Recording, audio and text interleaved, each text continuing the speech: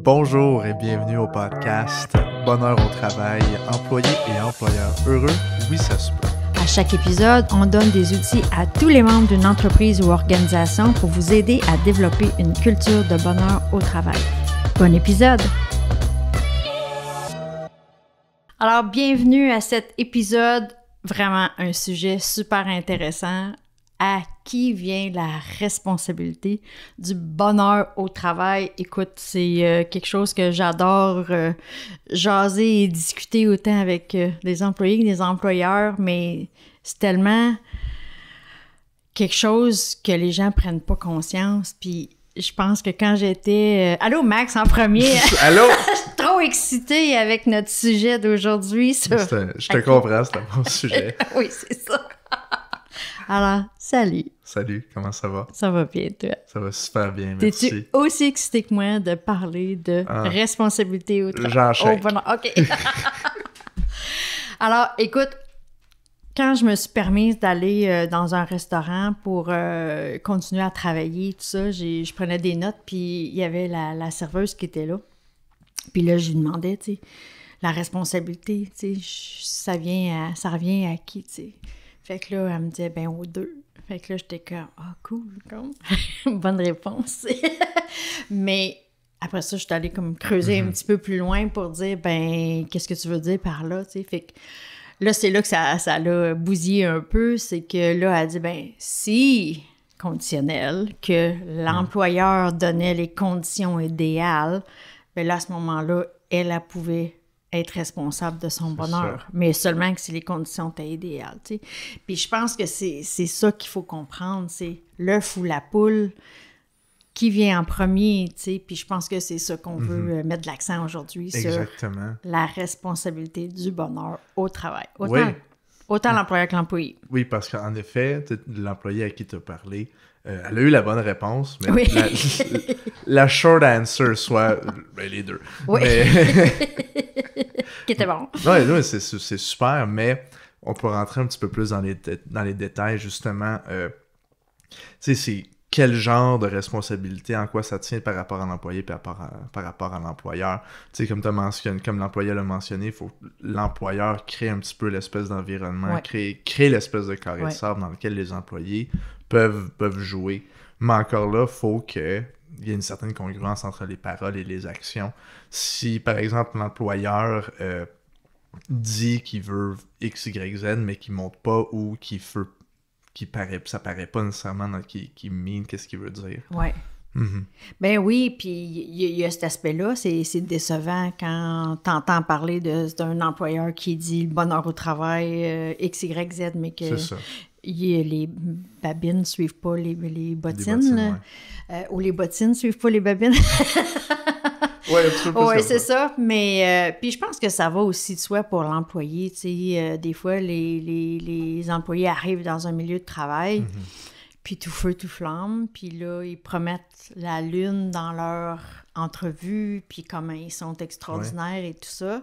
Puis que là, après ça, ben leurs actions suivent pas eux autres non plus ce qu'ils ont dit durant l'entrevue. Tu sais. Fait que je pense que c'est une question de prendre conscience de à qui vient la responsabilité. Tu sais. Puis c'est exactement à qui vient la responsabilité, puis comment est-ce qu'on peut agir. Tu sais, par exemple, on entend toujours les employeurs qui disent ça. « Ah ouais, chez nous, il n'y a pas de problème. On est comme une petite famille. » Puis tu vas dire ça à tes employés, tu vas dire ça à d'autres candidats, tu vas dire ça parce que tu veux vanter ton équipe, les succès de ton entreprise, peu importe.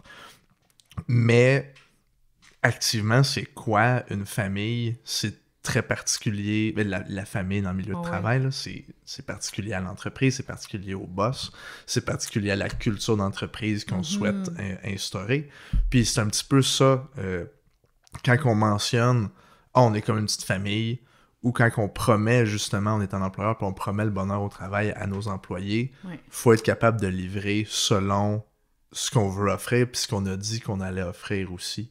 Ça vaut autant pour les employés à l'interne que pour les candidats qu'on veut embaucher aussi. Exactement. Juste au niveau de marque employeur puis de marketing des ressources humaines, on veut communiquer « Hey, nos employés sont heureux à faire le travail qu'ils font. Viens ici si tu veux être heureux. » C'est ça. Fait que, puis, encore là, on avait fait référence au premier épisode, faut un ambassadeur, un employé qui fait un témoignage à un candidat potentiel, par exemple, ça va être d'autant plus fidélisant. La personne aura beaucoup plus le temps, le goût de travailler pour une entreprise que son ami l'a référé que un post Facebook ou un site web ou une belle description où ces valeurs-là, ils ont l'air en congruence avec les miennes. Ouais. Fait que faire la promesse, être capable de la livrer. Oui. Puis c'est là d'où vient la prise de conscience de responsabilité qu'on a. C'est pas juste pie in the sky, des idées folles en l'air. C'est comment concrètement je peux venir aider non seulement à ton employé, c'est pas juste ma responsabilité que la personne sache comment faire sa job, là, de A à Z, puis les procédures et tout ça, mais aussi d'outiller, puis de se responsabiliser aussi dans notre savoir-être, comment on approche non seulement la tâche, mais aussi les personnes qui nous entourent, etc. Exactement. Le savoir-être est aussi important que le savoir puis le savoir-faire. Ouais. Tu sais, on dit être la job, mais c'est ça. C'est être un humain dans un travail, oui, mais il faut rester humain quand même. C'est qu'on soit au service à la clientèle ou qu'on desserve nos collègues ou qu'on n'ait pas nécessairement un contact obligatoire nécessairement avec des emplois, avec des collègues ou des clients, mais c'est quand même à un moment donné, tu vas avoir une interaction sociale avec un collègue, avec un patron, tu vas jaser avec quelqu'un. C'est inévitable. Faut avoir le savoir-être adapté à ton poste, mais ton poste dans ton équipe dans ta direction, direction dans ton entreprise. Puis c'est pas parce qu'on a fini l'école ou qu'on a commencé une entreprise que notre responsabilité est finie là. On est encore responsable de comment on se présente au travail, puis comment on contribue au bonheur au travail, tu sais. Fait que c'est vraiment cette notion-là aujourd'hui qu'on va apporter de à qui vient la responsabilité et comment on peut l'apporter. Oui. Définitivement. Oui. Fait que je pense qu'aujourd'hui, au niveau de l'employeur, toi, tu aurais quelque chose à proposer de comment ils peuvent se responsabiliser par rapport au bonheur au travail? Bien, justement, se responsabiliser, c'est apprendre à connaître les gens, mais nos gens, mais connaître qu'est-ce qu'ils veulent. Fait qu'il y a des outils pour les aider avec ça, justement. Puis le ça, il est extrêmement important. Le C-triple-A. Le C-triple-A. Oui. Donc, je fais référence encore là au premier épisode, le sentiment de compétence, le sentiment d'autonomie, le sentiment d'affiliation et le sentiment d'adhésion. Oui. C'est des concepts qu'on a plus élaborés, mais c'est dans le fond 4 catégories dans le fond de choses qui contribuent au bonheur, mais qui sont, dans le fond, c'est symbiotique, qui sont tous importants. Ils sont tous interreliés aussi. Puis leur interprétation ou l'ordre de leur importance, c'est peut-être un petit peu plus... ça peut être personnalisé, mais pas vraiment. C'est assez universel, surtout quand on parle d'être capable de faire le travail. Oui. Donc, on parle de sentiment de compétence à ce niveau-là. Donc, justement, avoir une espèce de plan d'action, ou du moins commencer à essayer de s'outiller face au ça en tant qu'employeur, puis selon chaque employé aussi, apprendre à les connaître selon leurs propres intérêts et la façon dont on peut les apprécier aussi. Tout à fait. Je pense que c'est l'outil numéro 1, c'est de prendre le temps de faire cet exercice-là, puis pour chaque employé. Hein, puis j'ai beaucoup d'entreprises que j'observe, puis sont beaucoup dans la rapidité d'exécution et tout ça. Puis je me souviens plus qui a déjà dit ça dans le passé, là. Ne citez pas Caroline Rochon, mais c'est quelqu'un, je me souviens juste pas qui, mais souvent il faut ralentir pour réussir. Puis de ralentir pour prendre le temps de faire ces choses-là vont vraiment aider l'entreprise et ton propre bonheur à toi en tant qu'individu d'avancer rapidement. Tu sais. Fait que oui, je pense que c'est un bon outil. Faut l'employeur doit se responsabiliser par rapport au ça de ses employés, tout ça, puis de savoir qu'est-ce qu'il y a besoin là-dedans. Mais aussi, on peut aller au-delà de ça, justement, de ce modèle-là. Et c'est important d'aller au-delà, justement, de ce modèle-là aussi en tant qu'employeur, puis reconnaître les employés pour la personne qu'ils sont et l'apport un petit peu intangible qu'ils ont dans le milieu de travail. Fait que, tu sais, je donne un exemple. Il y a toujours quelqu'un qui peut rendre les rencontres plus le fun. Tu sais, qu'il y ait une petite blague ou quelque chose. Ils sont toujours souriants, ils sont toujours... c'est comme les petits soleils de l'entreprise, là. Exactement. Tu sais, que ce soit, par exemple, en rencontre ou quelqu'un qui a vraiment des bonnes capacités en leadership. Pas juste nécessairement lié au travail, mais that makes things happen. C'est ça. Peu importe c'est quoi l'initiative, c'est important de le reconnaître aussi, pas juste au niveau du travail, mais dans le milieu de travail. Oui. Et puis c'est ça, en tant qu'être humain, que c'est pas juste... faut que l'employeur regarde l'employé comme pas juste un numéro, mais d'un être humain aussi, puis que dans sa globalité, il apporte autre chose à son entreprise que juste les tâches qu'il effectue. Donc, si quelqu'un a tendance à être assembleur pour préparer des lunchs d'employés, tout ça, ben il y a ça aussi qui contribue, pas juste dans son travail, mais sa personnalité. C'est ça. Fait que c'est pas juste comment il contribue au travail, mais comment il contribue à la culture d'entreprise. Ouais. Si je peux résumer l'idée dans ce point-là. Ouais. C'est bien dit. Ouais. Fait que je pense que l'autre point, c'est vraiment au niveau de l'employé, tu sais, je pense que quand on revient à l'employé qui disait ben tant aussi longtemps que l'employeur crée les conditions idéales, ça va être facile pour moi de contribuer au bonheur, mais ce que en tout cas, dans toutes les formations que je dis et tout le premier principe que j'ai appris avec Jack Canfield quand j'ai fait mes formations avec lui, c'est vraiment la notion de prendre 100% responsabilité de son succès et de son bonheur.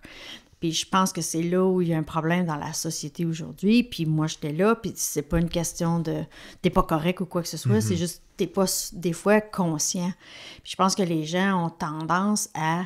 Puis je pense que Sean Aker, dans un des Happiness Advantage, a parlé dans son livre comment 90% n'est pas un de ton monde extérieur n'est pas un indicatif de ton bonheur.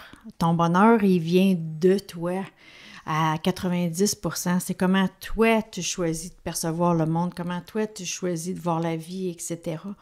Fait que je pense cette notion-là de dire, ben je prends responsabilité. Puis pour ça, une des premiers principes que Jack nous a enseigné, c'est le E plus R égale R. Alors, je vous invite tout le monde à dire E plus R égale R. Qu'est-ce que ça veut dire, Caroline? Bien, le E veut dire événement plus notre réponse égale le résultat. Donc, souvent, ce que les gens ont tendance à faire, c'est qu'il y a l'événement, puis au lieu de répondre, donc choisir comment ils vont dealer avec ça pour avoir le meilleur résultat possible, ils vont réagir. Fait que là, il y a du trafic. Il y a quelqu'un qui fait quelque chose de pas correct au travail. Bien là, on a tendance à réagir. Fait que là, on va blâmer, on va justifier, on va faire toutes sortes de blabla, etc. Puis quand on fait ça, ce que les gens ne prennent pas conscience, c'est qu'ils s'enlèvent, ils n'ont plus de pouvoir. Le pouvoir réside dans comment moi je choisis de répondre à ça. Donc, si tu veux plus de bonheur au travail, indépendamment des conditions que l'employeur y a mis en place avec le CAA ou comment il te reconnaît comme employé, pas juste un numéro, bien, si tu fais juste regarder ça, des bonnes chances tu vas être malheureux. Tandis que si tu prends ton propre bonheur, ta propre responsabilité de ton bonheur, bien, c'est là que la vie peut tout changer, puis tu n'as pas besoin d'attendre que le monde externe change, c'est toi. Fait que c'est comment je vais voir la vie, mon travail. Si tu chiales parce que tu n'aimes pas ça, bien, trouve une façon d'aimer quelque chose. S'il y a 10 employés puis il y en a 8 qui t'emmerdent, ben trouve-en un sur qui tu peux focusser puis dire que j'aime ça, tu sais. Fait que vraiment, c'est toi qui es responsable de ton bonheur, pas ton employeur. C'est ça. Puis justement, tu sais, c'est important, entre autres, d'avoir des petits rituels peut-être ou des petites actions avant le travail pour bien commencer la journée. Ah oui, mettre ton mindset. C'est ça. Oui, c'est ça, se mettre dans un bon mindset pour aller travailler parce que veux pas, inévitablement, tu vas aller au travail. Oui.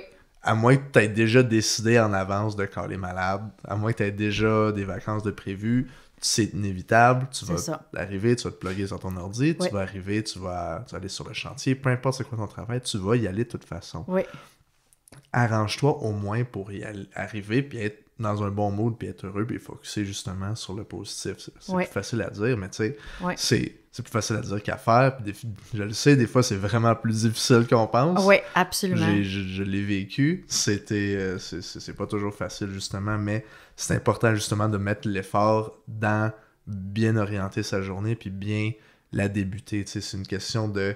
que tu arrives au bureau lentement ou rapidement, tant que tu n'arrives pas en reculant, parce que c'est tout de suite, tu vas mal partir ta journée. Oui. Donc, je vais répéter ça. Arriver rapidement ou lentement, tant que tu n'arrives pas en reculant. Oui. Et j'ajouterais positivement, arriver positivement le plus possible. Exactement, le plus possible. Deuxième point que je veux apporter au niveau de la responsabilité de l'employé. Bon, prendre conscience d'arrêter de chialer puis de blâmer tout le monde, puis voir qu'est-ce que moi je peux faire pour contribuer à mon bonheur, tu sais.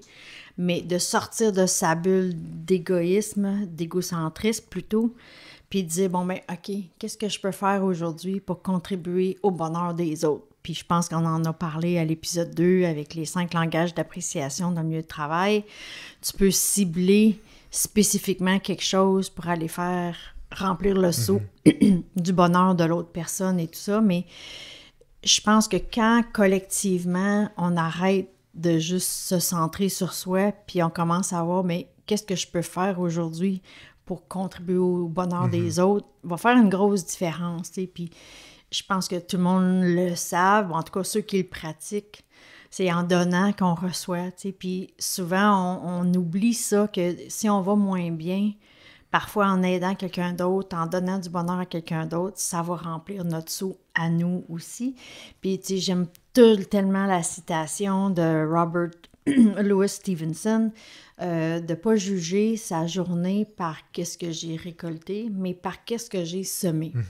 Fait que je pense que si un employé est pas forcément super heureux au travail, puis qui choisit d'en prendre sa responsabilité, voir OK, qu'est-ce que moi je peux faire pour contribuer à ma relation dans mon travail, puis à mon bonheur, mais aussi consciemment, avec des actions, commencer à dire comment je peux contribuer au bonheur des autres qui va faire toute la différence.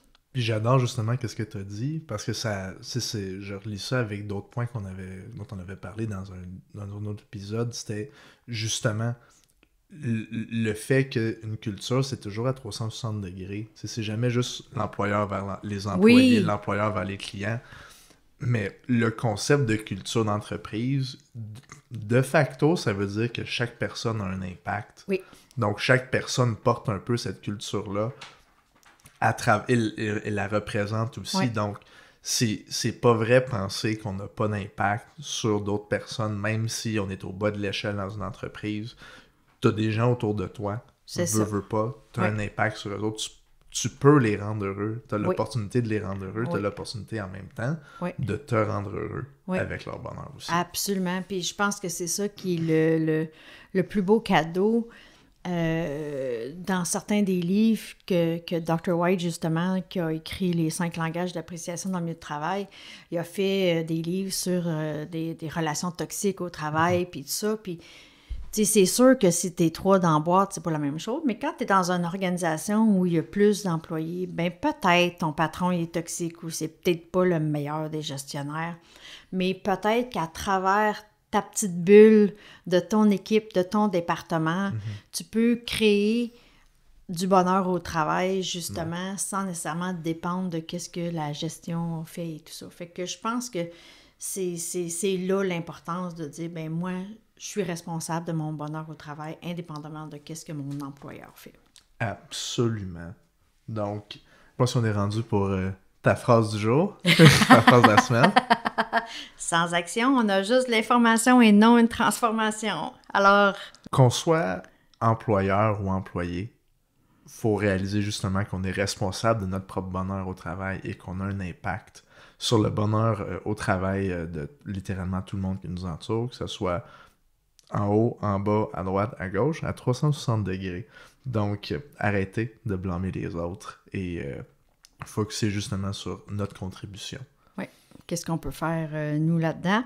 Puis, en deuxième temps, une fois que tu as pris responsabilité sur ton propre bonheur, ben c'est de commencer à voir est-ce que, à tous les jours, est-ce que je peux apprécier quelqu'un et de le démontrer, pas juste le penser. Oui. Et si jamais il y a un irritant au travail, au travers de l'épisode, vous avez entendu quelque chose, puis ou peu importe dans la vie, il y a un irritant qui est ressorti à votre travail, adressez-le tout de suite. Essayez de commencer à le rectifier au moins. Parce que sinon, ça va grossir, ça va grossir, ça va grossir.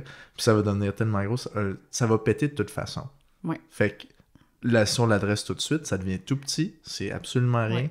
Oui. Puis je changerais peut-être juste un mot, Max, pour dire, au lieu de tout de suite, c'est de le faire rapidement. Parce que des fois, dans le moment présent, c'est pas le meilleur des moments. Mais de l'adresser, si c'est pas tout de suite immédiatement, parce que les circonstances, ça ne prête pas, c'est de vraiment d'attendre le moment opportun. Mais pas trop longtemps dans le temps pour qu'après ça, les détails soient plus encore frais dans sa mémoire et tout ça. Fait que c'est ton R, c'est répondre, mais avec un délai raisonnable. Donc, prendre le temps de répondre, mais dans un délai raisonnable aussi. Par rapport à cet événement-là, par rapport à l'irritant. Oui, c'est ça. Oui, c'est super. Cool. Oui. Donc, en résumé, chers employeurs, on va chercher justement à comprendre les besoins des employés et aussi, justement, reconnaître les employés dans leur entièreté, le fait que c'est des personnes et pas juste des descriptions de poste. Et vous, chers employés, de prendre conscience que c'est votre responsabilité, votre bonheur, de voir comment je peux contribuer à la qualité de mon bonheur, mais aussi comment je peux contribuer au bonheur des autres. Alors, sur ça, Max, merci pour cet épisode encore extraordinaire de notre podcast Bonheur au travail. Merci à toi, Caroline. Ça me fait plaisir. Et à notre cher Félix qui travaille dans l'ombre, merci à toi pour ton support et tout ce que tu apportes au niveau technique. Et vous, chers auditeurs, merci encore d'être fidèles à nous si c'est pas votre premier épisode. Sinon, merci de vous être joints pour nous aujourd'hui. Et puis, ça nous fait plaisir que vous nous écoutiez. Oui, merci beaucoup, chers auditeurs. Revenez-nous la semaine prochaine pour un autre épisode du podcast Bonheur au travail, employés et employeurs heureux. Oui, ça se peut. Vous pouvez nous suivre justement sur notre chaîne YouTube. Allez laisser un j'aime, laisser un commentaire. Vous pouvez aussi nous visiter sur Instagram et Facebook. Le podcast est également disponible sur toutes les plateformes de balado de votre choix. Merci également de partager à vos collègues, vos amis ou vos patrons si jamais il y a de la valeur dans ce qu'on vient de dire qui vous interpelle ou qui interpellerait justement quelqu'un d'autre que vous connaissez. Merci. Et sur ce, bonne semaine!